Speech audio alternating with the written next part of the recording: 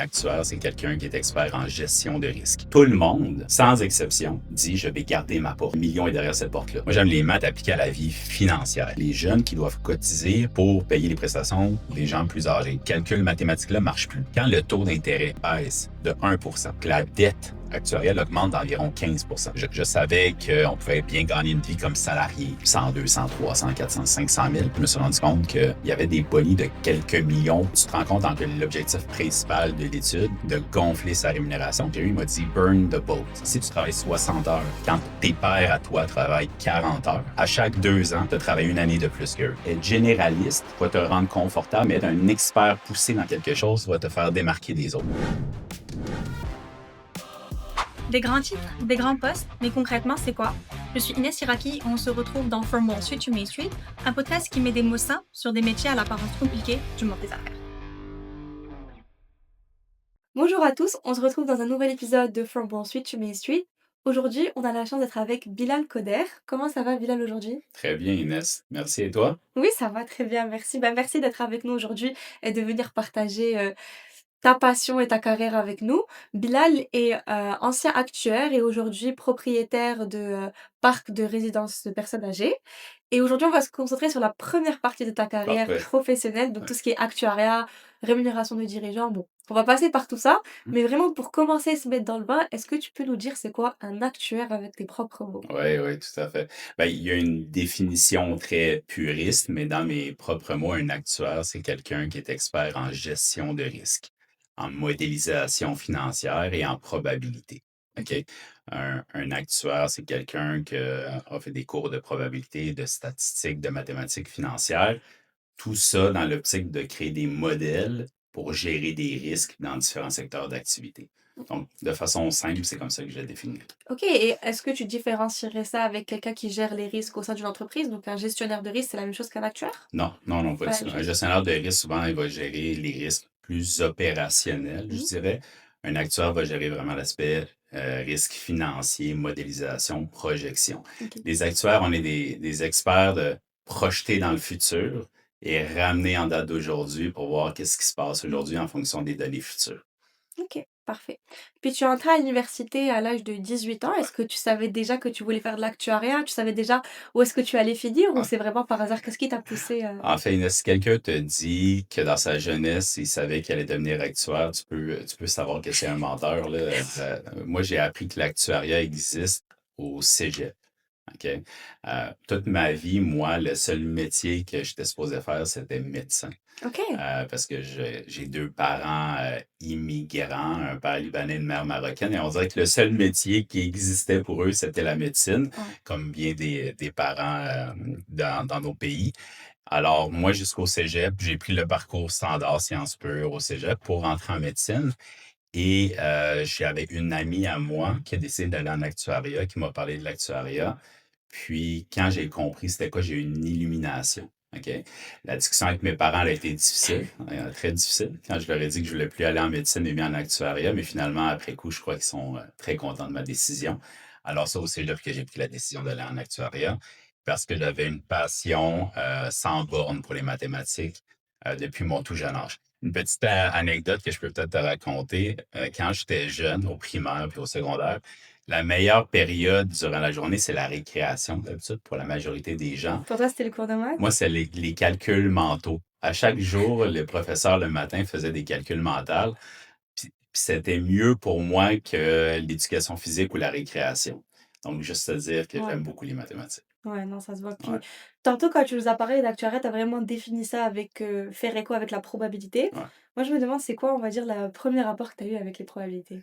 Il y en a plusieurs, mais le premier qui est une belle histoire à raconter, le premier cours d'université que j'avais, c'était le cours de probabilité. Donc là, imaginez un amphithéâtre avec 300 personnes. Nous, quand on est rentré à l'Université Laval en actuariat, il y avait environ 300 personnes, on finissait 50 personnes. Donc, beaucoup de personnes inscrites, peu d'élus au final. Toutes des gens qui étaient calés en mathématiques. Donc là, on arrive, première minute de notre premier cours d'université, on avait un professeur qui nous donne une mise en situation. OK?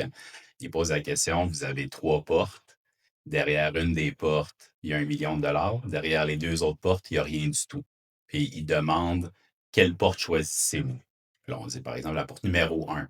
Donc là, il ouvre la porte numéro 3, par exemple, pour nous montrer qu'il n'y a rien derrière la porte numéro 3. OK? Donc, est-ce que tu décides de garder la porte numéro 1 que tu as choisie ou tu décides maintenant de prendre la porte numéro 2? Tout le monde, sans exception, dit: «Je vais garder ma porte», parce que c'est émotionnel, c'est Mmh. la porte que j'ai choisie, le million est derrière cette porte-là. Moi, j'ai pas dit un mot, je me suis levé, je suis allé au tableau et j'ai démontré qu'il fallait changer de porte, parce que la probabilité que tu as choisi la bonne porte au début était de 33 alors que la changer était de 66. Alors ça a été mon premier rapport aux probabilités, et voilà, ça a commencé comme ça. Tu m'as dit que tu étais attiré par les mathématiques, les probabilités, tout ça. Pourquoi tu as décidé de partir plutôt vers l'actuariat que vers les mathématiques pures? Ouais, j'aime les maths appliquées à quelque chose, OK. OK? Juste faire des doubles intégrales puis tout ça, OK, oui, c'est le fun, c'est facile, c'est pas compliqué, mais je dois comprendre À quoi ça sert? à quoi ça sert, OK? Donc faire de la théorie mathématique, une maîtrise puis un doctorat en maths juste pour faire des calculs sans arrêt puis de la théorie, Mmh. ça me parle pas. Moi, j'aime les maths appliquées à la vie financière, à l'immobilier, à la finance, à quelque chose de concret. Et l'actuariat me permettait ça, parce qu'en actuariat, ultimement, tu deviens un professionnel des mathématiques, probabilité, statistiques, mais tu choisis un domaine où tu vas l'appliquer concrètement. Mmh. OK, on pourra peut-être parler plus tard si tu veux des domaines de l'actuariat. Mais voilà, donc l'actuariat mariait les deux mondes pour moi, les mathématiques, mais appliquées à quelque chose de plus concret. OK. Puis avec toutes ces connaissances en mathématiques et comment on peut les appliquer, concrètement, à quoi ou quelle est la valeur ajoutée d'un actuaire dans une organisation? Donc comment il peut matérialiser ses Ouais, ouais, connaissances? ben, elles sont multiples et très variées, OK? Honnêtement, puis je prêche pas pour ma paroisse, là, parce que de toute façon, je ne suis même plus, actuaire en date d'aujourd'hui, là, je l'ai été pendant 19, 20 ans. Mais un actuaire dans une organisation, essentiellement, il y a des organisations à la base, par la nature même, ils doivent avoir des actuaires. Donc il y a Mmh. des compagnies d'assurance, pour faire des évaluations actuarielles des régimes de retraite. Mais les actuaires sont rendus un peu partout dans le corporate world de nos jours parce qu'ils ont un background de gestion de risque inhérent à leur Mmh. formation. Et le plus grand danger dans une organisation, très souvent, c'est la gestion de risque. Soit le risque réputationnel, le risque financier, le risque opérationnel. Donc, un actuaire, par son ADN, est toujours en train de voir les risques, ils sont où, puis s'assurer de la pérennisation de l'organisation ou du fonds de retraite. Donc, voilà la grande valeur ajoutée, c'est la gestion de risque constante dans toutes leurs décisions et tous leurs calculs. On avait interviewé dans notre troisième épisode, Marc Tassé qui était justement, conseiller stratégique, en crise et en plusieurs domaines. Il nous avait parlé justement que par rapport au risque réputationnel, Ouais. en moyenne, les entreprises pour rétablir de ça, ça leur prend un peu plus de 3 ans. Ah ouais. Est-ce que c'est Ben, puis j'ai pas de misère, j'ai pas de données, claires là-dessus, mais j'ai pas de difficulté à croire ça. Le risque réputationnel pour une organisation, c'est le plus grand risque. Quand tu penses aux banques, par exemple, les banques parfois vont refuser de travailler avec certains clients pour gérer le risque réputationnel.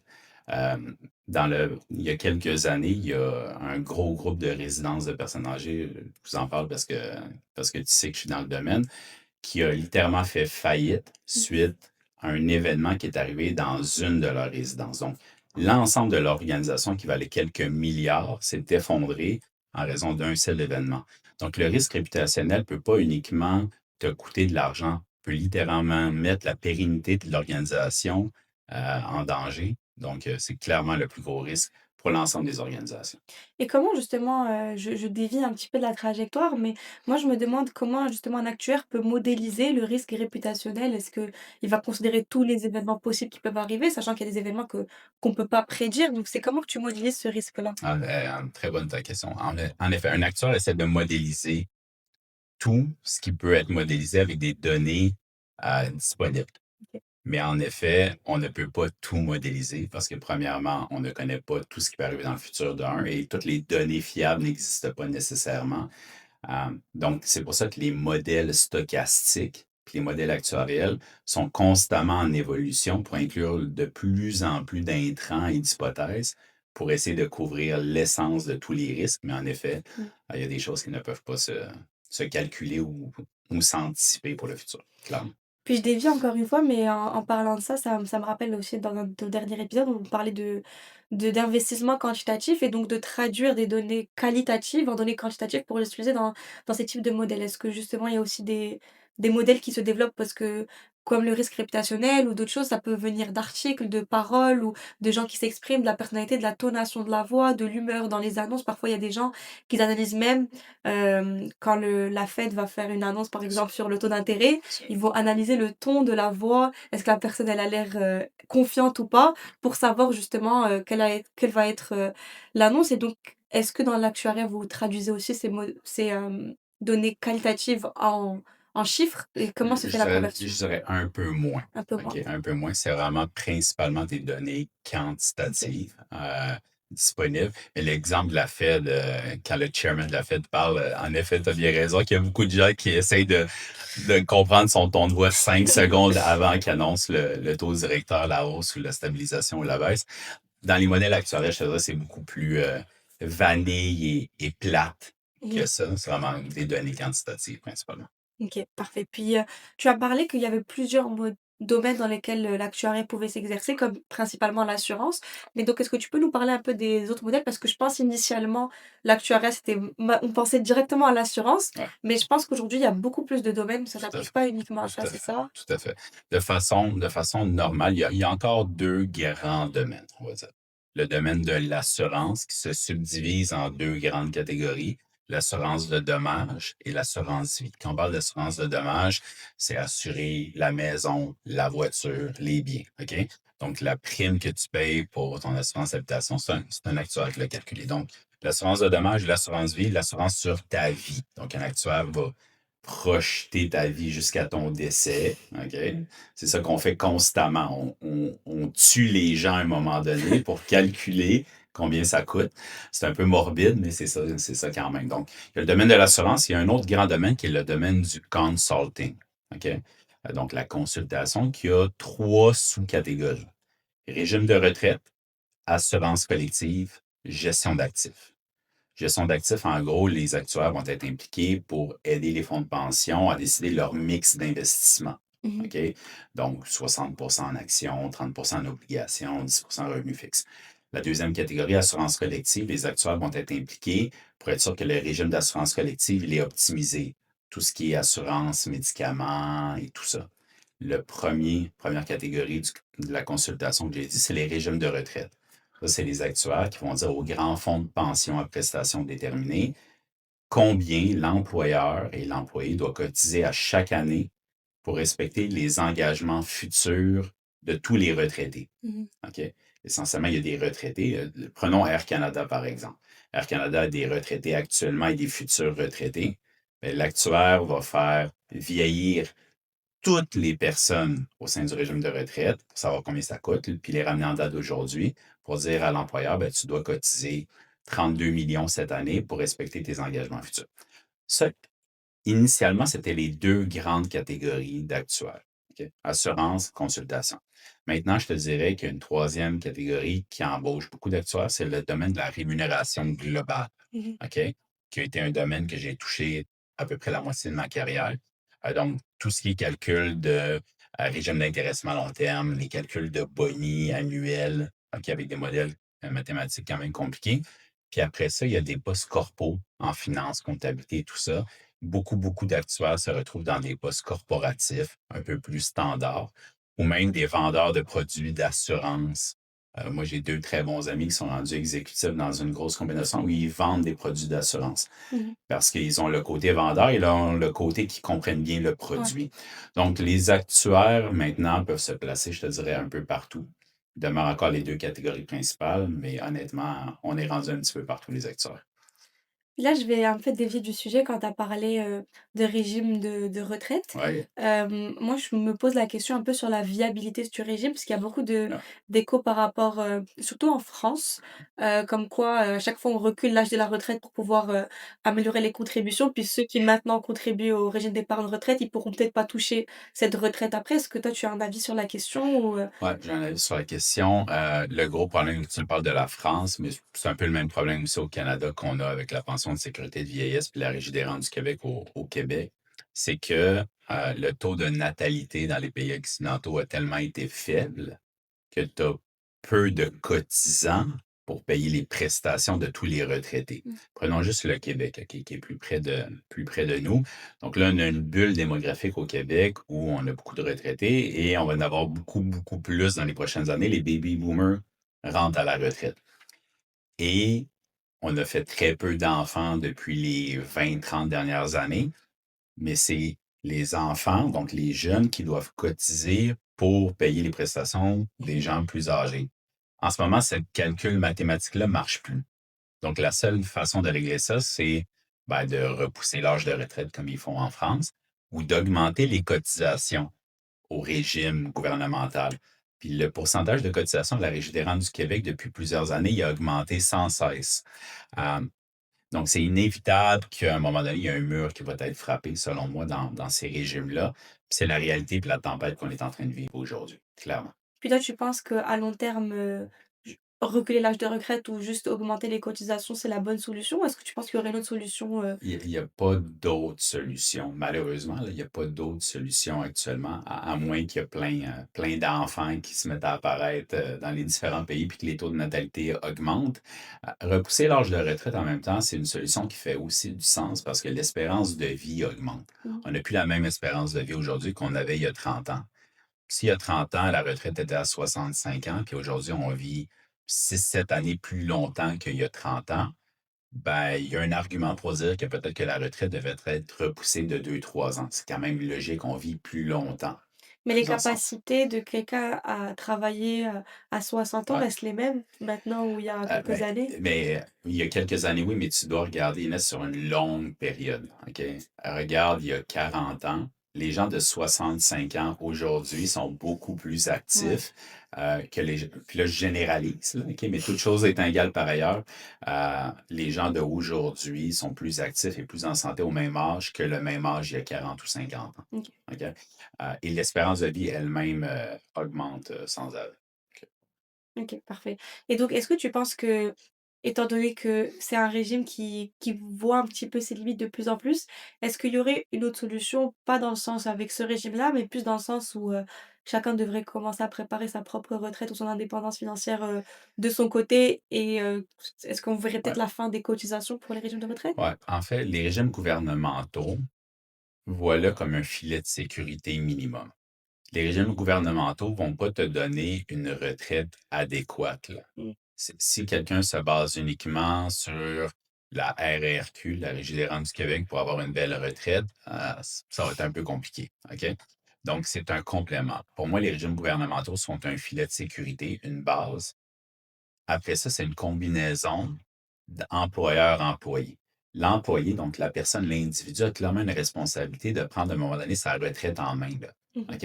Et je n'ai pas besoin de te l'expliquer, tu es dans le domaine financier, mais le plus tôt tu commences, plus de succès tu vas avoir pour te bâtir une belle retraite. Et les employeurs qui ont une approche paternaliste envers leurs employés devraient avoir un régime de retraite pour aussi assurer une cotisation pour la retraite. Donc, c'est une combinaison de toutes ces choses-là. Mais si l'employé ou l'individu ne se responsabilise pas pour cotiser lui-même et investir lui-même pour sa retraite, c'est sûr que ça ne fonctionnera pas. C'est assuré. Et malheureusement, dans à peu près tous les pays du monde, je juge qu'il n'y a pas assez d'éducation financière sur ce sujet-là. En fait, on est éduqué sur plein de choses à l'école, mais pas beaucoup sur ces choses-là. C'est un peu dommage. Oui. Puis, là, on va passer un petit peu tout ce qui est les concepts liés à l'actuariat, donc on va aller dans le technique. Est-ce que tu peux nous dire comment un actuaire calcule, par exemple, une assurance auto?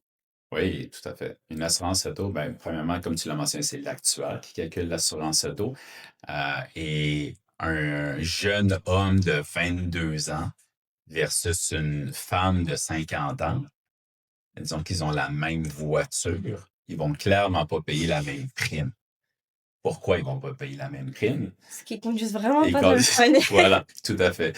Alors c'est connu, encore une fois, je ne veux pas généraliser, mais quand on parle, d'actuariat, on généralise par définition, OK? On regarde les données macro.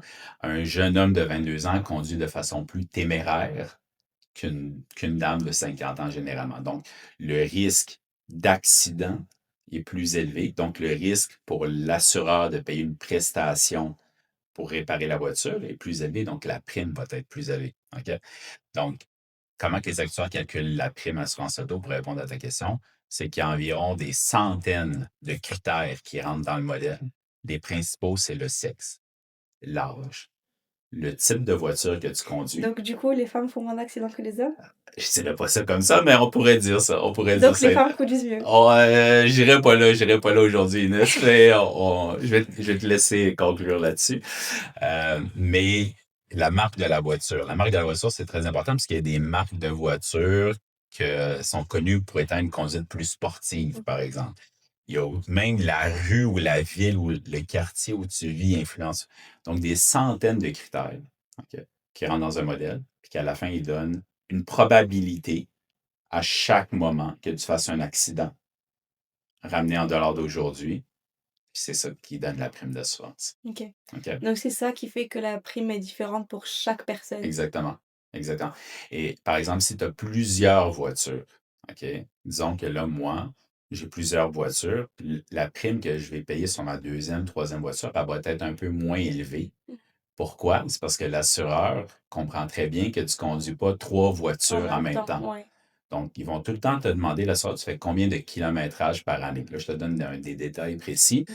Si tu fais 10 000 kilomètres par année versus 30 000, tu as plus de chances de faire un accident quand tu fais 30 000 kilomètres. Tu roules trois fois plus. Donc, ta prime va être plus élevée également. Mais supposons que quelqu'un a connaissance un peu de l'impact mathématique, tout ça, et donc va donner les chiffres les plus avantageux pour avoir la prime la plus avantageuse. Est-ce qu'il y a un processus de vérification qui se fait derrière? Ben, en fait, il y a des données factuelles que tu ne peux pas frauder, comme ton sexe, ton âge, l'adresse où tu es, la marque de ta voiture, qui sont essentiellement les critères les plus influents. Mmh. Le kilométrage, OK? Beaucoup de gens vont essayer de frauder le kilométrage. Ils savent qu'ils font 20 000 par année de kilomètres, mais ils vont dire 10 000. Mais le jour où tu as un accident, ça se peut très bien que l'assureur fasse une vérification. Et si sur ton odomètre, par miracle, en 3 ans, tu as fait 60 000 kilomètres, ben, ils vont dire, ouais, tu nous as dit que tu faisais 10 000 par année, mais tu en as fait 20 000 par année.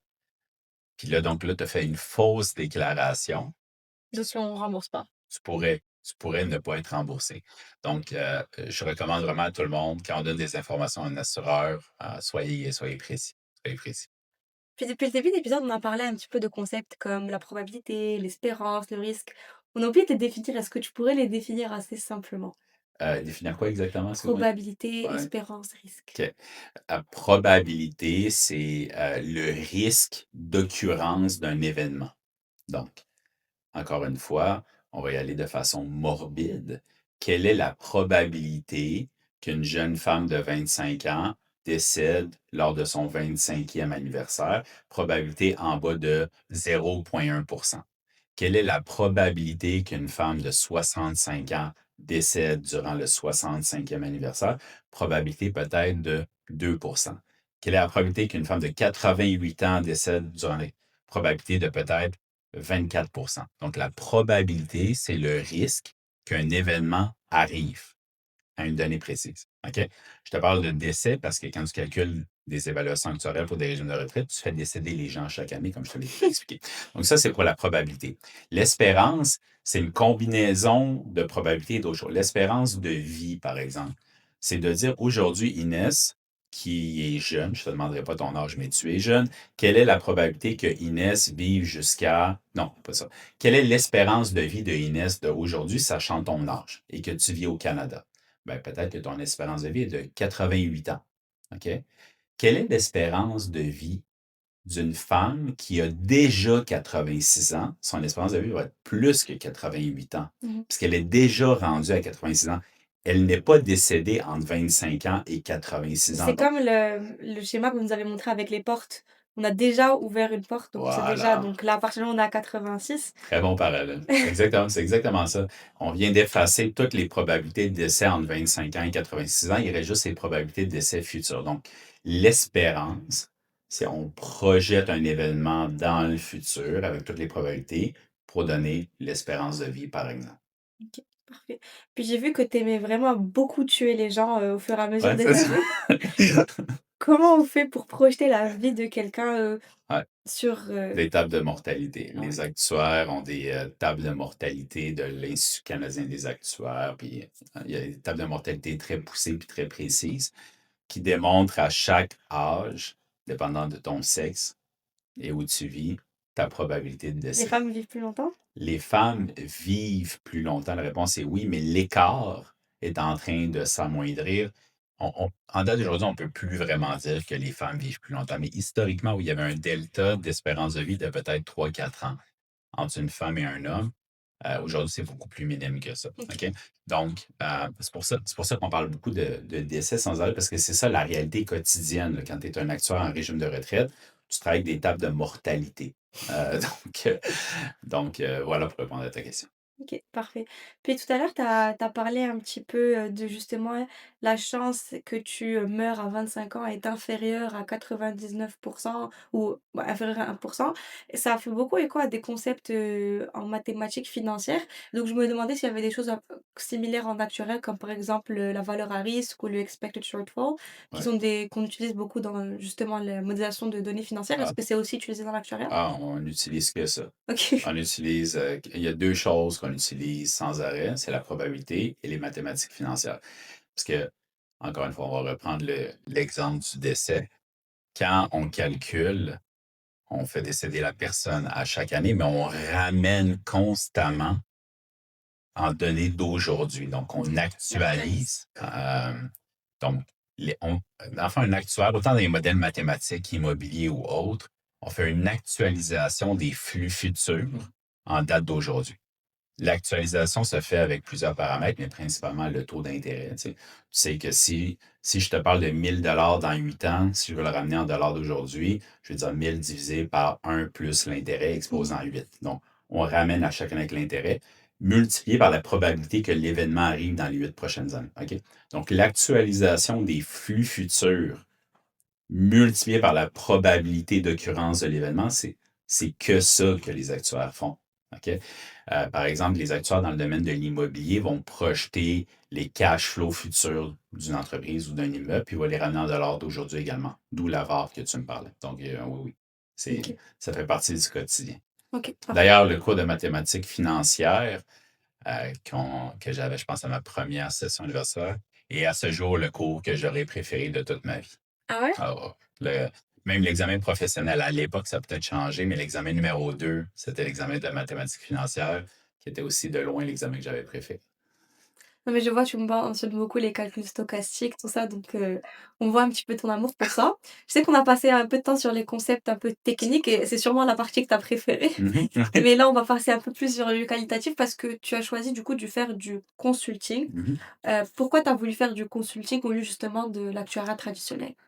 Parce que je suis très pédagogue et j'aime expliquer à des gens des choses. Et un consultant en régime de retraite, essentiellement, oui, il va faire le rapport d'évaluation actuarielle, tout ça, mais ultimement, il va aller présenter à la compagnie. Tantôt, j'ai donné comme exemple Bombardier. Il va aller présenter au conseil d'administration, au conseil des ressources humaines, le rapport d'évaluation actuarielle, le vulgariser dans un langage que l'auditoire va pouvoir comprendre. Et ça, c'était le bout de mon travail que je préférais. Je vais être honnête avec toi, ce que je préférais le plus, c'était pas de passer des nuits à faire des Ouais, calculs, c'était d'aller le lendemain présenter les rapports aux OK. clients. Donc, le consulting, j'ai choisi le consulting pour ça. Tu sais, je suis quelqu'un qui aime parler, qui aime Ouais, comprendre les business aussi, créer un lien avec les PDG des différentes entreprises. Alors, c'est pour ça que j'ai choisi le ouais. consulting.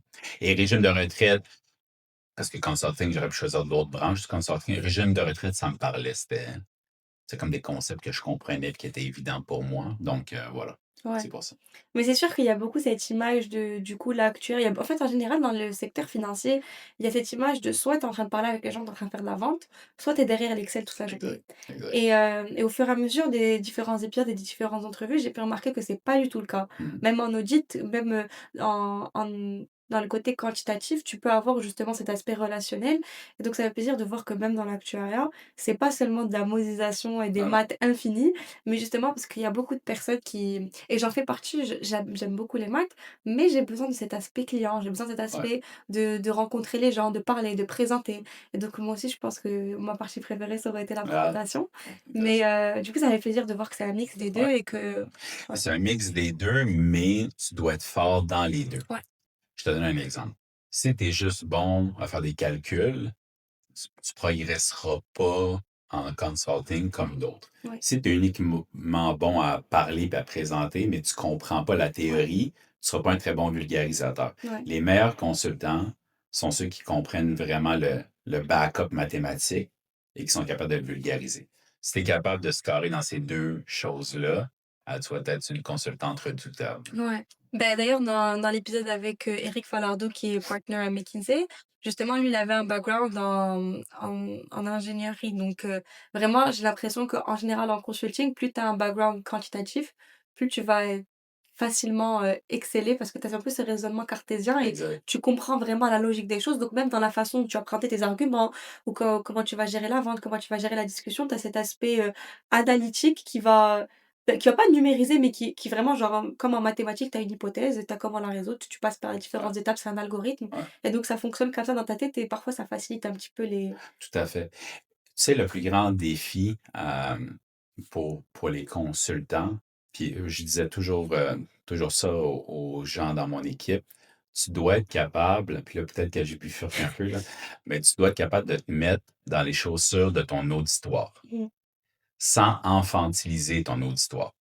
OK, puis ça, c'est pas évident, là. Ça, c'est un art parce que tu veux être capable d'expliquer au niveau de la personne à qui tu parles les concepts, sans non plus lui la faire parler comme un sentir bébé, ouais, là. sans la faire sentir qu'elle Ouais, comprend pas. ouais. Ouais, Mais ça, c'est pas évident. Ça, ouais. c'est un art qui se développe.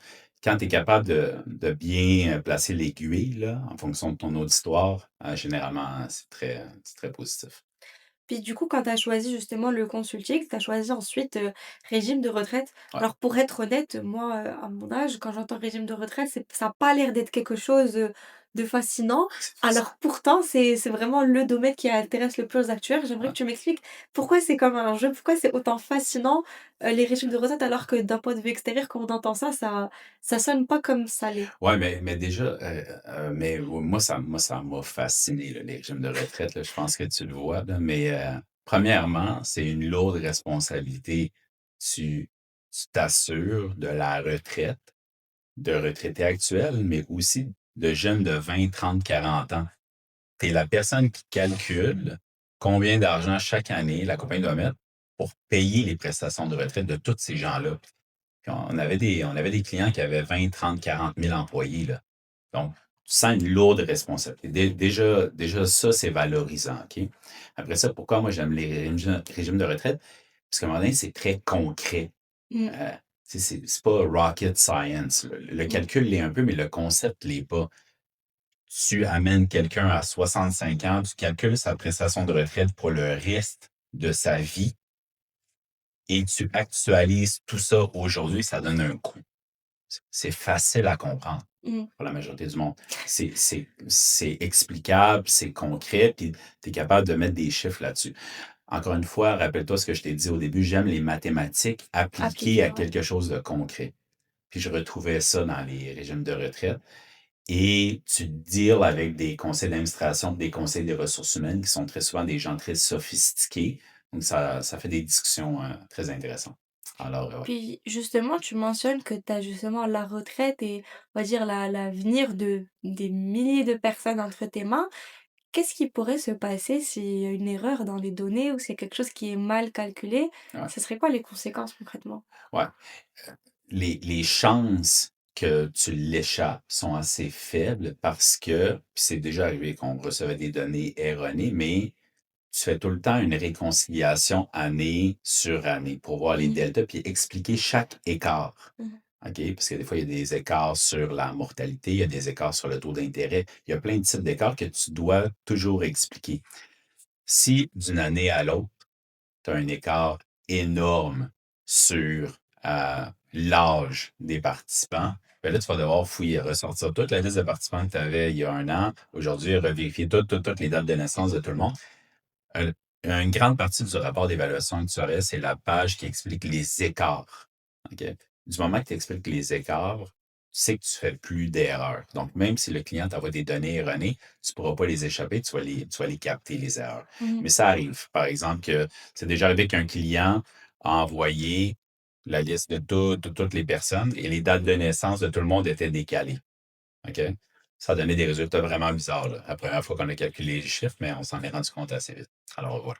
Mais qu'est-ce qui se passe si, par exemple, c'est, une erreur minime qui ne résulte pas en écart assez conséquent pour être remarqué d'année en année, mais un écart a parce que je suppose que comme vous traitez avec des milliards et des milliards, un petit écart de 0,001, Mhm. ça a des comme effet des, Ouais, ça peut avoir. boules de neige.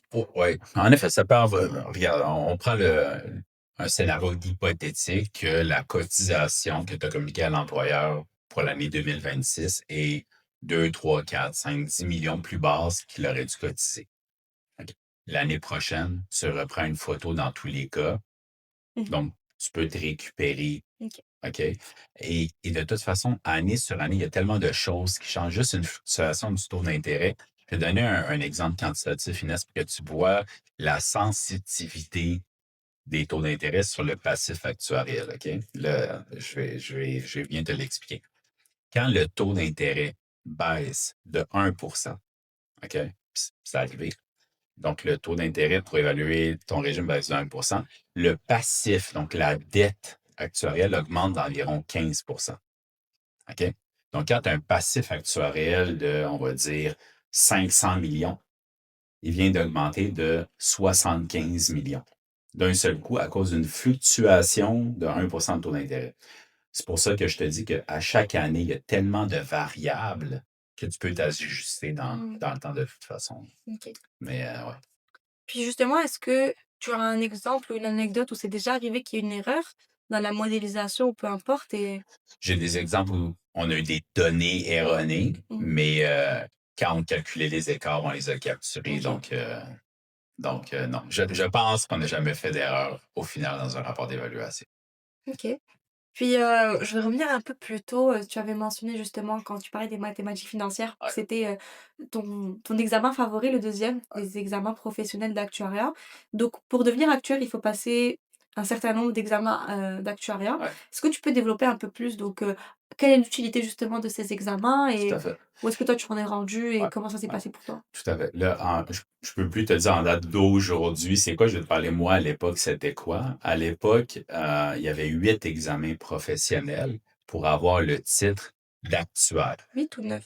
À l'époque, c'était 8. 8, ah OK. Ouais, à l'époque, c'était 8. Il y en avait 6 pour devenir ASA, puis 2 pour devenir fellow qu'on appelle. OK? L'objectif de faire tes examens professionnels, ultimement, c'est pour être capable de signer des rapports d'évaluation actuarielle ou des primes d'assurance ou autre. OK? Maintenant, ça a peut-être changé, c'est peut-être 9, 10 ans. Il y a eu tellement de réformes. Même moi, pendant les 4 ans que je faisais mes examens, il y a eu des réformes sans arrêt. Pour ma part, à moi, j'ai fait les 7 premiers examens. Puis, quand j'ai bifurqué dans ma carrière pour être plus en rémunération des hauts dirigeants, j'ai arrêté tout simplement parce que ça me servait plus à rien. Mais quelqu'un qui veut vraiment suivre le parcours traditionnel d'un actuaire pour éventuellement signer des rapports d'éval, calculer des primes d'assurance, doit être fellow de la Société des actuaires. C'est peut-être 9, 10, 11 examens en date d'aujourd'hui qui sont, certaines personnes vont dire que c'est très difficile, d'autres facile, ça varie d'une personne à l'autre. Assurément, c'est beaucoup de travail. Euh, il y a des gens, comme moi, si je prends mon exemple, j'en ai fait 6 en 3 ans, OK, qui étaient assez exceptionnels. Puis il y a des gens que ça va leur prendre une dizaine d'années pour les faire. Mmh. Chacun son rythme. Il y a des gens qui se mettent beaucoup de pression, honnêtement, pour les examens professionnels, mais c'est ça. Donc, c'est un passage obligé pour signer que tu es actuaire. OK, Ouais. parfait. Mais dans mon cas, moi, comme je t'ai dit, j'ai arrêté tout ça parce que, ben, premièrement, je travaille même plus dans le monde professionnel aujourd'hui, je gère mes business. Et les 13 dernières années de ma carrière étaient dans un domaine complètement différent. Alors, voilà. Bah, je pense que ça fait une bonne transition parce qu'on va justement passer Ah, à ce nouveau domaine. Donc c'est un peu la fin on va dire, actuariat traditionnel yes. slash consulting. Ouais. Donc moi je me demande, tu avais mentionné aussi plutôt quand on parlait des différentes zones d'application de l'actuariat, tu as dit que récemment il y a une nouvelle zone qui a été créée qui est la rémunération des Ouais. dirigeants et on va venir petit à petit, toucher là-dessus. Mais donc qu'est-ce qui t'a poussé de passer du consulting, tu es ensuite parti à la Banque nationale, donc qu'est-ce qui t'a poussé à faire ce choix de Ouais, en fait, à l'époque, c'est ça, la Banque nationale est venue me débaucher pour aller gérer le département de rémunération des marchés financiers et de gestion de patrimoine. Honnêtement, je connaissais rien à ça. OK? Encore à ce jour, je ne sais pas pourquoi ils sont venus me chercher moi, là, mais bon, finalement, ça a été bien pour tout le monde. Donc, je suis allé là-bas pour gérer l'équipe qui calculait. Tu sais, dans les marchés financiers, là, on parle d'investment banker, corporate banking, derivative product, donc tous les producers qui travaillent dans ces domaines-là, que parfois font quelques millions de dollars par année en rémunération variable à la fin de l'année. Non, mais juste quelques non, mais millions? ce qui est le cas, Inès, hein. Puis moi, ça a été un choc parce que je savais qu'on pouvait bien gagner une vie comme salarié, 100, 200, 300, 400, 500 000. Quand je suis arrivé dans le domaine des marchés financiers, je me suis rendu compte qu'il y avait des bonis de quelques millions pour plusieurs personnes. Je ne savais pas que ça existait, moi, à l'époque. À l'époque, j'avais 26 ans, là. Je ne savais pas que ça existait. Donc, les personnes qui calculaient ces bonis-là, c'était moi et mon équipe, OK? Basé sur différents critères de productivité, de rendement, ainsi de suite. Donc, des modèles mathématiques quand même assez poussés. Et j'ai fait ça pendant un bon 2 ans et demi avant de poursuivre dans une autre organisation pour les 10 années suivantes. OK, Ouais. parfait. Puis, justement, c'est très technique de calculer les produits, Mm. de calculer justement un salaire avec des produits financiers Ouais. complexes. Ouais. Je sais que les salaires étaient composés de beaucoup de choses, donc on parle de salaire, bonus, stock option, RSU, PSU. Est-ce que tu peux un peu nous expliquer c'est quoi ces différentes, Tout à fait. Tout à fait. variables et Ouais. comment elles sont appliquées? Tout à fait. Tu sais, le salaire, j'ai pas besoin de t'expliquer c'est quoi. Le salaire, c'est le salaire. C'est ce qui rentre aux 2 semaines dans le compte de banque. Puis, plus tu es senior, plus ton salaire augmente. Le boni annuel, c'est un boni one time, une fois par année, OK? Qui très souvent va payer basé sur des critères opérationnels et de profitabilité de l'entreprise. Mmh. OK? Puis après ça, tu as ce qu'on appelle les régimes d'intéressement à long terme. Ça le dit, c'est long terme.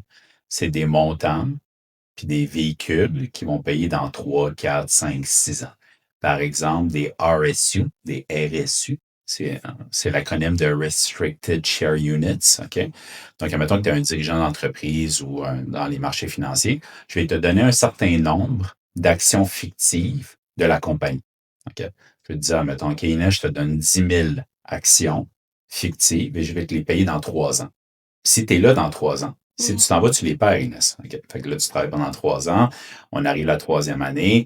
Admettons que l'action est à 12 je t'en ai donné 10 000. Donc, je vais te faire un chèque de 120 000 12 fois 10 000. OK? Ça, c'est pour les RSU. Après ça, tu as les stock options, qui sont une très grosse composante de la rémunération des hauts dirigeants. Puis la question, c'est Ouais. vraiment surtout pourquoi Ouais. et je pense que tu vas nous expliquer par Ouais. rapport aux différents avantages, Ouais. pourquoi l'entreprise choisit de payer sous ces différentes formes Ouais. aussi en Ben, parlant de ça? il y a 2 raisons principales. Premièrement, il y a la rétention. Tu sais, oui, je vais te payer plusieurs centaines de milliers ou quelques millions, Mais reste. mais reste avec moi pendant un petit bout. Tu sais. Ouais. On va cohabiter pendant un certain temps avant que je te fasse un gros chèque. Ça, c'est de un. Et de deux, c'est surtout le deuxième plus que le premier, c'est que c'est de la rémunération à risque. Tu vas t'enrichir beaucoup si la performance, elle est au rendez-vous. Mmh. Surtout dans les stock options. Là, je Mmh. t'explique. Les stock options, stock option, c'est de dire à l'employé, je vais te donner, mettons, 10 000 stock options, puis l'action aujourd'hui vaut 10 Un stock option, c'est quoi? C'est que dans le futur, je vais te payer l'augmentation du prix de l'action. Tantôt, le RSU, je te payais la pleine valeur. Mmh. Tu te rappelles? Le stock option, c'est aujourd'hui, il est à 10 puis que dans 4 ans ou dans 5 ans, il est à 20 l'action a apprécié de 10 20 moins 10, je te paye 10 de prise de valeur multiplié par le nombre de stock options que je t'ai donné. Donc, quel est ton incitatif à toi, Inès, dans ce programme-là? C'est d'augmenter le prix de l'action. Mmh. Si l'action est à 10 aujourd'hui puis elle finit à 10 dans 5 ans, tu reçois zéro parce qu'il n'y a pas eu de prise de valeur. Ouais.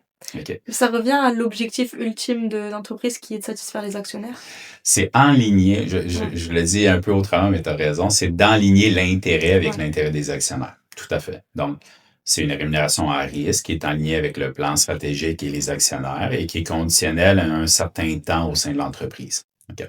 Il y a plein d'autres véhicules d'intéressement à long terme. Il y a à peu près 12 jouets possibles dans le monde de l'intéressement à long terme, mais ça, c'est les deux véhicules principaux. Donc, c'est ça. Donc, moi, je suis arrivé dans un monde où je découvrais tous ces programmes-là. Ça a été l'amour. Ça a été mon deuxième amour. Après les régimes de retraite, là, ça a été mon deuxième amour professionnel. Puis justement, est-ce qu'il y aurait pas aussi des avantages fiscaux pour la personne qui reçoit ce type de rémunération à être Ouais. payée, sous ces différentes variables? Parce que je suppose quand à partir d'un certain palier, tu vas être taxé plus de 50 de ton salaire. Ouais. Donc je pense qu'être payé sous ces différentes formes, il y a aussi des avantages pour ce point-là. C'est pour ça qu'ils préfèrent ça aussi, non? Il y a ça. Tout ce qui est RSU, PSU, DSU, c'est imposé comme de la rémunération, OK. donc à 54. Je dis tout le temps 54 parce que je prends pour acquis qu'on a déjà dépassé le 200 000, OK, Mmh. quand on est rendu dans ces personnes-là. Donc, le seul régime au Canada qui est actuellement fiscalement avantageux, pourquoi je dis actuellement, c'est qu'à chaque année, le gouvernement fédéral discute de changer ça, mais n'a pas le courage, selon moi, de le faire. C'est les stock options. Les stock options, en gros, c'est pas imposé à 54 c'est imposé à 34 OK. OK? C'est le seul régime qui est fiscalement avantageux. Salaire, boni, puis tous les autres régimes d'intéressement à long terme, essentiellement, dis-toi que c'est 54 d'impôt. OK. Stock options, c'est avantageux, OK. mais c'est très risqué. Puis là, avec toutes ces variables, Ouais. comment l'entreprise, elle décide combien payer son PDG, par exemple? Ouais, ouais, ouais. Ça, là, je pourrais écrire un livre sur ce sujet-là. OK? Donc, la rémunération des PDG. On va prendre les PDG des banques. OK? Pourquoi je suis à l'aise à te parler des salaires des PDG des banques? Parce que c'est des données publiques. OK? Je Mmh. ne te parlerai pas de données confidentielles, mais toutes les compagnies inscrites en bourse produisent annuellement un document qui s'appelle la circulaire de direction. En anglais, on appelle ça le proxy statement. OK? Donc, si à un moment donné, tu es curieuse de savoir le PDG de telle compagnie inscrite en bourse, tu peux savoir son salaire à chaque année. OK? Je OK. te montrerai après comment aller. Donc là, les PDG des banques, en gros, dis-toi que le processus de rémunération des hauts dirigeants, c'est par des benchmarking, OK? Des comparaisons de marché. Donc là, quand tu es consultant en rémunération des hauts dirigeants, il y a une compagnie qui va t'appeler, admettons BMO, dit OK, Bilal, on veut savoir combien on doit payer notre PDG. OK, mais moi, qu'est-ce que je vais faire? C'est que je vais aller regarder le salaire des PDG comparables au PDG de la BMO. Ouais. Donc là, je vais sortir le salaire des PDG de toutes les entreprises comparables. Mmh. C'est quoi des entreprises La comparables? TD, la RBC. Exactement. Mais il y a trois grands critères. Tu as nommé les bons comparables. Il y a le secteur d'activité, Mmh. donc le domaine banquier, comme tu as dit. Chiffre d'affaires? Il y a la taille, le chiffre d'affaires, exactement. Puis il y a la géographie. OK? Je n'irai pas te comparer à un PDG d'une banque en Australie. Mmh. OK?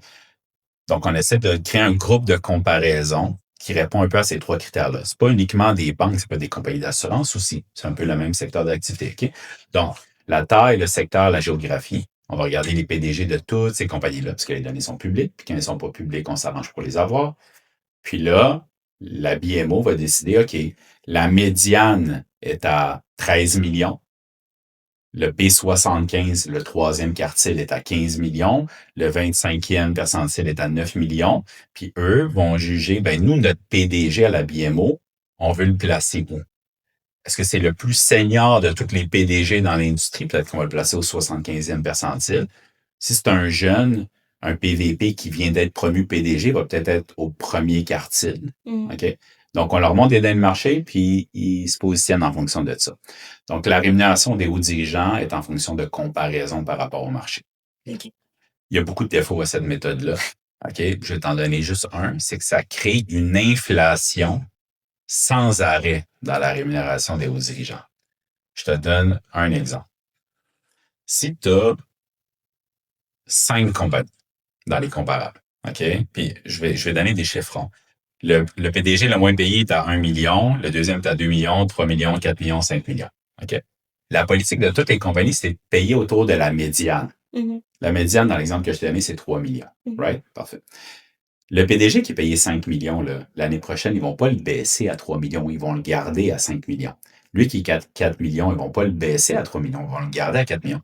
Eux qui sont à 1 et 2 millions, quand ils voient que la médiane est à 3, ils vont se rapprocher de 3. Mmh. L'année d'après, ta médiane n'est plus rendue à 3, elle est À rendue à 4. quasiment à 4, sans arrêt.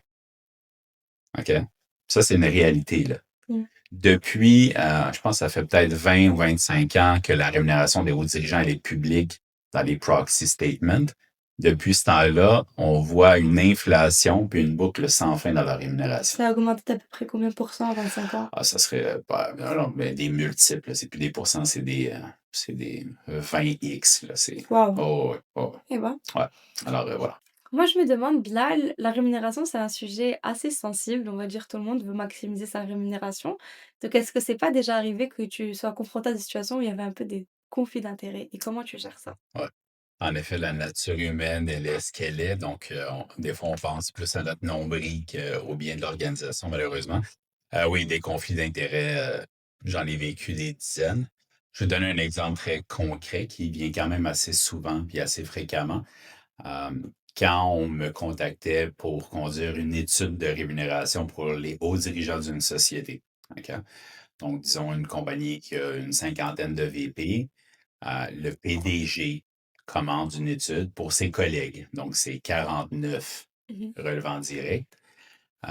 Et tu te rends compte en cours de processus que l'objectif principal de l'étude, c'est pas nécessairement de s'assurer que ces 49 VP sont bien payés au marché, mais plutôt de gonfler sa rémunération parce que veut pas le PDG doit avoir un écart quand même important avec ses relevants directs. Donc, on peut penser que si la rémunération Des du VP comité de direction augmentent. augmente, toute chose étant égale par ailleurs, celle-là du PDG va augmenter également.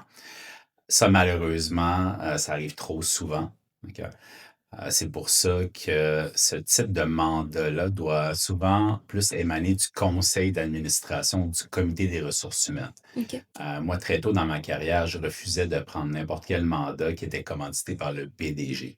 Si un PDG d'une grosse société me contactait pour faire une étude, je disais oui, on peut vous accompagner, mais le mandat va devoir venir du comité des ressources humaines, du conseil, et je vais répondre uniquement au comité des ressources humaines. Mmh. Tu ne seras pas impliqué dans le processus.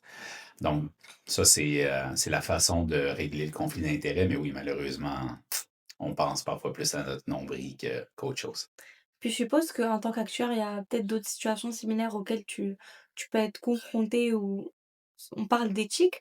Justement, comment l'éthique, est gérée par l'actuaire dans ce Ouais. secteur? Mais en fait, l'éthique en général, je pense pas que l'éthique appartient aux actuaires plus qu'à un autre, professionnel.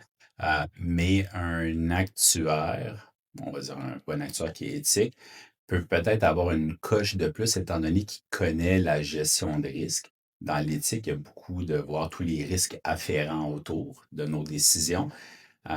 Donc, c'est peut-être la corde supplémentaire qui permet à un acteur de mieux gérer les conflits éthiques parce qu'il peut voir l'ensemble des risques potentiels, des décisions ou des commandes qu'il reçoit. Donc, voilà. Puis est-ce que dans les examens professionnels d'actuaire, il y a une section qui est consacrée à Non, l'éthique ou non? non, non, étrangement. Surprenant. Ouais, très peu de tests ou de sections de tests par rapport à tout ce qui est gouvernance et Mmh. éthique. On peut penser que ça va peut-être changer dans le futur parce que c'est des sujets de plus en plus d'actualité. Mais à l'époque, quand je faisais des examens, c'était vraiment pas des sujets qui étaient dans les examens, non. Parfait. Généralement, c'est des choses qu'on apprend plus au sein de la compagnie avec Oui. laquelle on travaille, puis souvent, il va y avoir des formations au sein de l'organisation pour l'éthique et la gouvernance. OK. Puis là, on a eu l'occasion de couvrir un petit peu tout ce qui est actuariat, tout ce qui est, aussi rémunération d'un autre côté. J'aimerais passer un petit peu de ce que tu en as appris, parce qu'après ça, tu as décidé de, on va dire, aller dans un autre secteur qu'on va Ouais, voir dans le prochain épisode. ouais, OK. Mais, qu'est-ce que tu as appris de ta carrière professionnelle, on va dire? Ouais. Surtout la première fois qu'on s'est parlé, tu m'avais mentionné que tout se joue au début de ta carrière. Ah, je savais que ça, c'est vrai, ouais. Ouais, Et moi, j'aimerais savoir, tu avais mentionné plusieurs choses que, par exemple, si tu vois ton collègue travailler 45 heures, toi, tu dois travailler 55 heures ouais, et que tout se joue de façon exponentielle au début. ouais. J'aimerais que tu développes plus là-dessus, puis qu'est-ce que tu en as Tu conclu? raison, j'avais oublié qu'on avait parlé de ça, mais tu as tout à fait raison. Le meilleur conseil que je peux donner, par exemple, à ton auditoire qui est en début de carrière, on va dire, c'est ce que le conseil que moi, on m'a donné. OK? Le premier actuaire patron que j'ai eu, il m'a dit «Burn the boat». OK? Au début, je ne comprenais pas qu'est-ce que ça voulait dire, là, mais essentiellement, il m'a fait comprendre que tout le monde en début de carrière veut faire ses preuves, veut travailler, tout ça, mais si on va se donner des chiffres. Si tu travailles 60 heures semaine, puis je ne dis pas que c'est une bonne chose de toujours travailler 60 heures semaine, on aime avoir un équilibre de vie, mais disons que tu as une carrière professionnelle, rocket ship, qui va progresser rapidement. Si tu travailles 60 heures, quand tes pairs à toi travaillent 40 heures, à chaque 2 ans, tu as travaillé une année de plus qu'eux. OK? En termes d'heures de travail, de connaissances et d'efficacité. En début de carrière, cette distinction-là, elle est majeure. Mmh. Parce que quand va venir le temps, dans 2, 3 ans, d'avoir des promotions, disons du niveau analyste au niveau conseiller, puis à l'espace de 2 ans, toi, tu as travaillé l'équivalent de 3 ans. Premièrement, à la vue de ton emploi, tu es quelqu'un qui travaille, puis qui est sérieux, puis qui est au bureau. Deuxièmement, en termes de connaissances et de relations clients et de techniques et d'apprentissage, tu vas avoir dépassé les autres clairement. Et on peut penser donc que tu vas être promu, OK, toute chose étant égale par ailleurs, avant les autres. Moi et 2, 3 de mes amis, c'est ça qu'on a fait. Mmh. OK? Ces promotions-là que tu as 1 ou 2 années plus tôt changent le cours de ta Ouais. carrière. Puisqu'en début, là, dans tout le monde professionnel, corporate en général, moi, ma vision de ça, c'est que tu dois faire tes preuves pendant les 5 à 7 premières années. Une fois que ton nom est établi, que tu as fait ce que tu avais à faire, tu es un peu blindé, là. Tu peux faire ce que tu veux. OK? Puis, il ne faut pas penser que si tu travailles très, très fort en début de carrière, que tu vas encore travailler 55 heures semaine quand tu as 40 ans. Mmh. Donc, mettre les heures puis l'effort supplémentaire au début va te donner un trône plus tard que tu ne pourras pas être détrôné jamais par personne, puis va te donner une situation autant de gestion que financière beaucoup plus positive que si tu n'avais pas fait l'effort au début.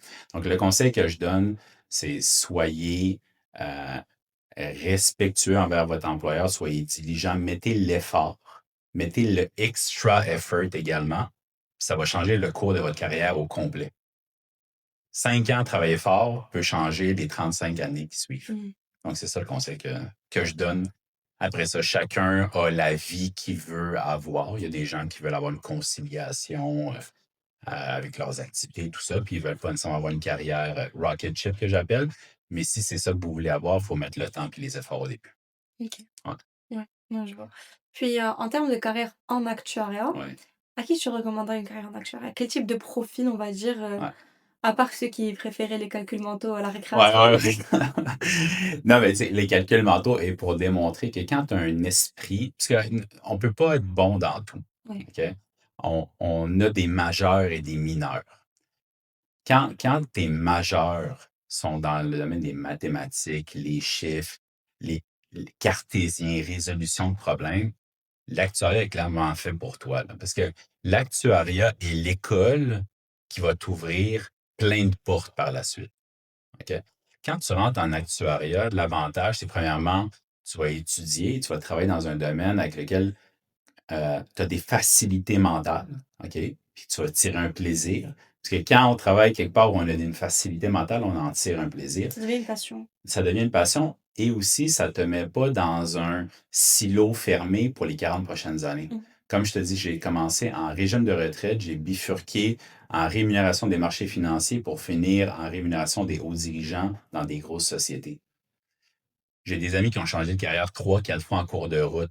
Donc, l'actuariat t'ouvre un éventail de possibilités. Puis je pense de nos jours, surtout avec le marché du travail qui change de façon grand V, tu veux garder toutes ces portes-là ouvertes. Tu ne veux pas choisir un secteur d'activité que c'est une ligne droite déjà clairement établie. Garder toutes les options possibles, puis l'actuariat, c'est ça que ça t'offre. Puis n'importe quelle entreprise, quand tu dis que tu as une formation d'actuaire, généralement, ça va les exciter. Moi, j'aurais une question pour toi, Bilal, et ce serait peut-être pour, accentuer le fait qu'on ne peut pas être parfait partout. Supposons, tu as 2 compétences. Mmh mh. Une compétence où tu es noté 7/10 OK, et l'autre où tu es noté 4/10. OK, OK? On te donne 3 points ouais. et tu peux les dispatcher comme tu veux. Dans le 7/10 pour être 10/10. Ouais. Bravo, ouais, c'est ça. Heu, la être généraliste, je vais pas dire ne sert à rien, je vais dire en négatif. Être un expert dans quelque chose est la meilleure façon de te démarquer puis de progresser, OK? Heu, l'expertise paye. Être généraliste, heu, généralement va te rendre confortable, mais être un expert poussé dans quelque chose va te faire démarquer des autres. Au même titre que n'importe quelle personne dans mon équipe, je leur disais: «C'est correct, vous devez avoir une mineure dans chacun des sujets, mais vous devez développer une majeure. Vous devez être un expert dans un sujet. Ouais, Quand tu deviens un expert dans un sujet, tu deviens indispensable, autant pour la compagnie que le marché en général». ouais. OK? Je vais te faire un parallèle aussi avec l'investissement, OK? Ou l'entrepreneuriat, plutôt l'entrepreneuriat. Les plus grandes richesses, puis tu sais, il y a plein de quotes là-dessus, se font dans un secteur d'activité particulier. Les grandes richesses de ce monde, ils n'ont pas fait 10 compagnies différentes. Mmh. Ils se sont focusés all-in dans une seule chose. Juste là qu'il la maîtrise à 100%. Exactement. Donc, Ouais. ta question, elle est vraiment intéressante, mais c'est sans équivoque, là, ma Mmh. réponse, là. Tu deviens un expert dans quelque chose. C'est ça, parce que j'ai l'impression qu'en général, le système pédagogique va te dire: «Oh, faut te concentrer sur tes lacunes, travaille tes lacunes là où tu es pas bon, concentre-toi dessus, il faut que tu excelles là-dessus». Alors que si tu vois déjà tu es fort dans quelque chose, les gens vont te dire: «Ah mais tu es déjà fort là-dedans, ça sert à rien de travailler plus». Mmh. Alors qu'au contraire, genre c'est parce que tu es fort là-dedans parce que déjà tu as des avantages, Ouais, que si tu travailles, imagine où est-ce que tu pourras atteindre. ouais. Alors que là où tu travailles déjà et tu pas si fort que ça, tu vas faire autant d'efforts que tu veux, alors que tu pourrais passer du temps à devenir expert dans autre chose, et c'est quelque chose que j'avais vu passer récemment et ça m'a marqué. 100 d'accord. Je vais le dire autrement, ça ne sert à rien de mettre des efforts et du temps pour améliorer tes lacunes, OK? Trouve un moyen de pallier à tes lacunes, Mmh. mais mets pas d'efforts et de temps à améliorer tes lacunes parce que tu vas brûler du gaz sans arrêt et tu vas jamais atteindre le niveau de l'expert dans ce Mmh. sujet-là. Oui. Mets tout ton temps et ton énergie dans les choses que tu aimes et que tu es bonne et pallie à tes lacunes. Il y a plein de façons de pallier à nos lacunes, OK? Mais c'est pas en mettant du temps et de l'énergie. Ouais. Mais en fait, il y a le plus important, j'ai l'impression, c'est d'avoir conscience de ces lacunes Ouais, et ensuite trouver soit généralement dans ton travail, tu vas pas supposons tu as des lacunes, je sais pas, dans l'orthographe ou tu as des lacunes dans la programmation et tout, donc tu vas te spécialiser de sorte à ce que cette partie-là, soit elle soit vérifiée de façon automatique, soit elle soit déléguée à quelqu'un d'autre, mais tu pourras toujours trouver des façons de compenser tes lacunes, alors que tu pourras pas trouver des façons de devenir, voilà. expert, Donc, tu as automatiquement. donné des exemples de pallier à tes lacunes. C'est exactement ça. On parle le même langage, c'est ça. Là-dessus, je suis avec toi, je suis dans ton équipe sur ça. En actuariat, on a parlé un petit peu de 2 aspects. L'aspect qui est, on va dire, de modélisation et derrière les chiffres, mais aussi l'aspect, de vente un peu ou de présentation. Présentation, ouais. En général, tu penses qu'au-delà des mathématiques, quel type de compétences sont nécessaires pour pouvoir travailler dans ce domaine? Vulgarisateur. Ouais. Ouais, vulgarisateur. Parce que c'est un sujet, puis je pense que tu le vois depuis le début, j'essaie de simplifier tous les concepts, OK? Mais ce n'est pas des concepts simples Mmh. pour le commun des mortels, OK? On va se l'avouer, là. Euh, les meilleurs consultants sont ceux qui sont capables de vulgariser l'information, OK? Parce que l'aspect technique, tout le monde est capable de l'avoir. On a des programmes, on a des systèmes, il y a des fichiers de calcul. Donc, l'aspect technique, ultimement, c'est une commodité, là, Mmh. pratiquement. L'aspect être capable de transmettre l'information, n'importe qui est capable de régurgiter un rapport, de lire un rapport, mais de l'expliquer. Moi, quand je présentais des rapports d'évaluation actuarielle ou des présentations pour les executive compensation ou quoi que ce soit, je regarde même pas le document. OK? Je passe pas à travers des slides. J'explique. Comme on est en train de se parler, Mmh. j'explique les concepts, j'amène la personne au build-up mental pour arriver à la conclusion puis comprendre. Encore une fois, sans l'enfantiliser, mais à son niveau. Ouais. Donc, être capable de vulgariser les concepts pour que la personne, à la fin de la discussion, sorte de là puis «Ah, actually, j'ai compris. Mmh. Puis j'ai compris les impacts. Mmh. Puis la prochaine discussion, je vais être capable de faire des liens. Donc, être un bon vulgarisateur, c'est très, très, très important. Être un bon formateur, être un bon pédagogue, ça dans tous les aspects, autant dans l'aspect de la gestion avec tes employés que les clients, et ainsi de suite.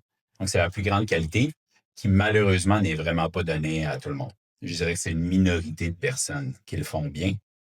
Eux qui le font bien se démarquent des autres.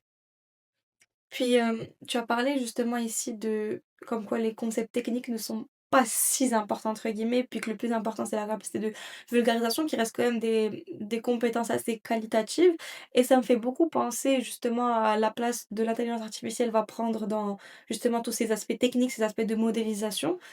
Toi, tu penses, bah, justement, que l'aspect humain reste roi, mais tu penses que quelle sera la place de l'intelligence artificielle justement dans le secteur actuel dans les années à venir? Ben, clairement, va changer beaucoup de choses, là. Ça va disrupt the market, là.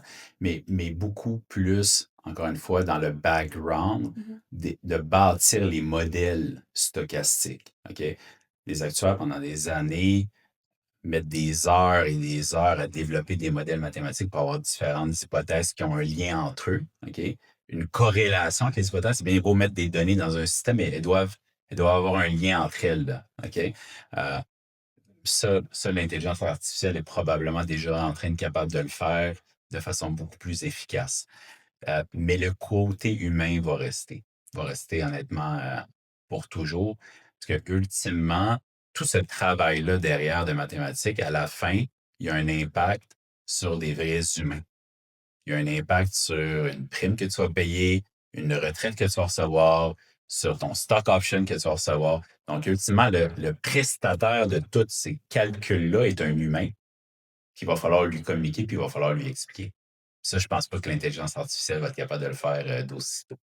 Puis est-ce que tu penses que justement ce temps gagné dans ces heures à faire les calculs stochastiques, il y aurait pas aussi un petit peu de perte de connaissances de la part des actuaires qui vont pas aussi bien connaître les modèles et Ouais, parce qu'ils vont passer avant, ils passaient beaucoup de temps justement à travailler toutes ouais, les hypothèses, donc ils avaient une connaissance très avancée, ouais. Ouais. accentuée du modèle, mais avec cette automatisation de certaines étapes, est-ce que tu penses pas qu'il y a certains processus qui vont moins être maîtrisés? 100%. 100%, puis c'est déjà le cas. Même moi, en fin de carrière, quand je posais des questions techniques que je jugeais de base, OK, à certains de mes employés, heu, ils ne connaissaient pas la réponse parce qu'ils n'ont jamais eu à se poser la question. Tu rentres dans un super gros fichier de calcul, tu rentres des hypothèses et ça te donne la réponse. À l'époque, on le calculait là, nous-mêmes. Là. Mmh. Quand je te parle d'actualisation de flux futur, ramener chaque année jusqu'à aujourd'hui avec la probabilité de ça, on le faisait nous-mêmes. Aujourd'hui, tu n'as plus à le faire. Donc, en effet, je pense que les gens perdent de plus en plus la connaissance de ce qu'ils sont en train de faire. Ouais. Comment ça va évoluer dans le futur, honnêtement, c'est dur à juger, mais c'est clairement en train de changer, oui. Mais c'est sûr que vu que c'est des modèles qui se basent sur des milliers et des milliers de variables, avoir la connaissance de toutes ces variables parce que supposons, parfois supposons par exemple, il y a une des variables, tu vois une annonce à la télé qui annonce quelque chose et tu sais que ça pourrait impacter cette variable. Mais si tu as pas la connaissance de exactement quelles sont toutes les variables du modèle, toi tu vas pas faire le chemin parce que le calcul est fait automatiquement. Tu as pas passé du temps à faire calculer pour chacune des variables alors que quelqu'un qui l'aurait fait. Donc après je pense qu'il y aurait peut-être des processus pour automatiser ça également, Ouais. mais Mais tu as raison que tu peux pas connaître l'ensemble des variables, mais tu dois comprendre le concept de base que une variable a un impact et pourquoi elle a un impact. Au début de notre discussion, on parlait d'une femme qui conduit versus un homme.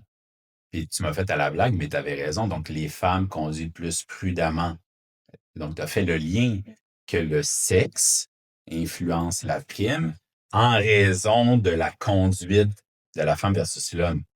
OK? Parce que tu as cette intelligence de comprendre. Il y a des gens qui se posent même plus la question, là.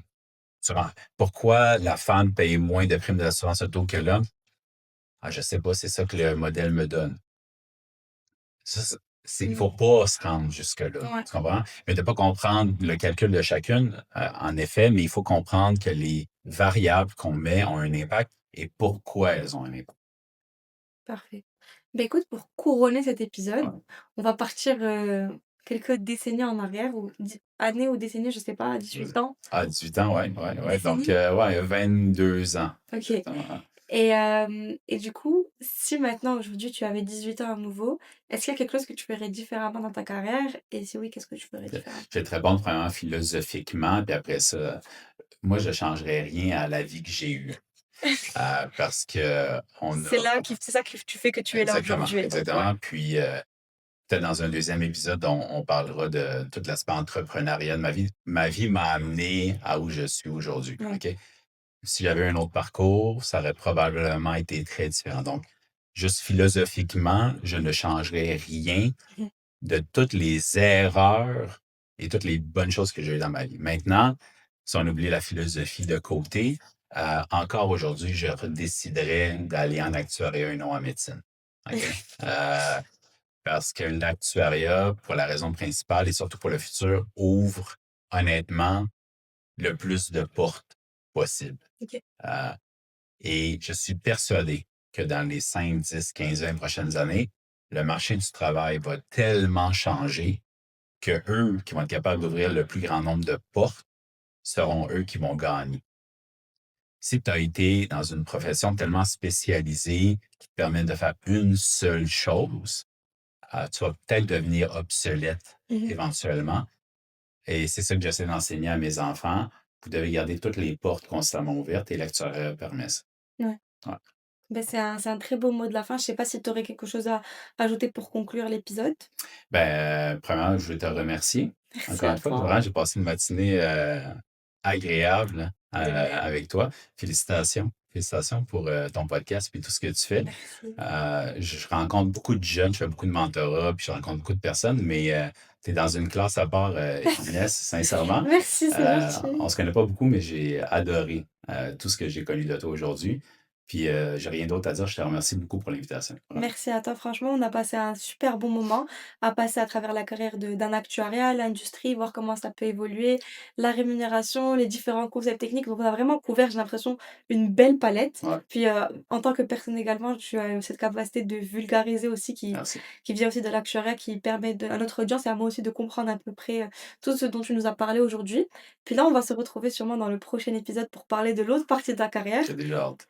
Exactement, sur tout ce qui est, l'immobilier, Ouais, puis ton parc de résidence de personnes âgées. exact, Donc exact. ça va être dans le prochain épisode, je vous invite à regarder ça, mais en tout cas, déjà merci beaucoup Bilal Merci pour à cet toi. épisode. Merci Inès, merci beaucoup. Merci.